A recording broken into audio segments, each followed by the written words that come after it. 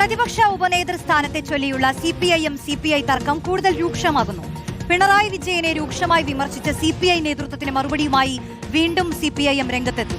പിണറായിയെ ഒറ്റതിരിഞ്ഞ് ആക്രമിക്കാനാണ് CPIയുടെ നീക്കമെന്നും കീഴ്വഴക്കങ്ങൾ ലംഘിച്ചുകൊണ്ടാണ് ഉപനേതൃ പദവി CPI ആവശ്യപ്പെടുന്നതെന്നും CPIM secretariat അംഗം CN മോഹനൻ വിമർശിച്ചു. തിരുവോണ ദിനത്തിലും CPI പോരിന് കുറവില്ല. പാർട്ടി മുഖപത്രമായ ജനയുഗത്തിലൂടെ പിണറായി വിജയനെതിരെ രൂക്ഷ വിമർശനം ഉന്നയിച്ചതിന് പിന്നാലെയാണ് CPIക്ക് മറുപടിയുമായി വീണ്ടും CPIM രംഗത്തെത്തിയിരിക്കുന്നത്.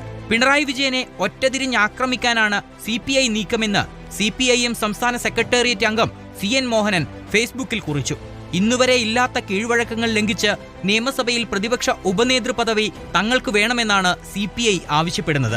എന്നും മുന്നണിയിൽ സമ്മർദ്ദതന്ത്രമാണ് ഈ പാർട്ടി സ്വീകരിച്ചു വരുന്നത്. ഇടതുപക്ഷ ഐക്യം വേണമെങ്കിൽ CPIM സഹിച്ചുകൊള്ളണമെന്നാണ് ഇവരുടെ നിലപാടെന്നും CN മോഹനൻ തുറന്നടിച്ചു. കഴിഞ്ഞ തദ്ദേശ തെരഞ്ഞെടുപ്പിൽ PM ശ്രീയായിരുന്നു ഇവരുടെ വിപ്ലവായുധം. അകത്തുനിന്ന് ആക്രമിച്ച് ഗവൺമെന്റിനെ നാണം കെടുത്തി. അതിന്റെ തുടർച്ച കൂടിയാണ് നിയമസഭാ തെരഞ്ഞെടുപ്പിലെ തോൽവിയെന്നും CN മോഹനന്റെ ഫേസ്ബുക്ക് പോസ്റ്റിൽ പറയുന്നു. CPIയുടെ സമ്മർദ്ദതന്ത്രങ്ങൾക്ക് വഴങ്ങേണ്ടതില്ല എന്ന നിലപാടിൽ ഇപ്പോഴും ഉറച്ചു നിൽക്കുകയാണ് CPIM. CPIയെ അനുനയിപ്പിക്കാനും CPIM മുൻകൈയെടുക്കില്ല. അതേസമയം പ്രതിപക്ഷ ഉപനേതൃസ്ഥാനം കൂടിയേ തീരൂ എന്നതാണ് CPIയുടെ നിലപാട്.